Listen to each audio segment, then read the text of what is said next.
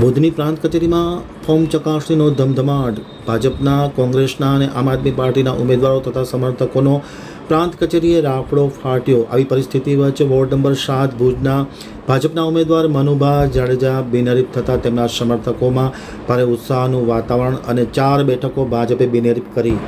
ભુજની પ્રાંત કચેરીમાં આજે ઉમેદવારી પત્ર ચકાસણીનું કામકાજ શરૂ કરી દેવામાં આવ્યું હતું. પ્રાંત અધિકારી ડૉક્ટર અનિલ જાદવ તેની ટીમમાં રાજન વ્યાસ સહિતના કર્મચારી અધિકારીઓ દ્વારા ફોર્મ ચકાસણીનું કાર્ય શરૂ કરી દેવામાં આવ્યું હતું.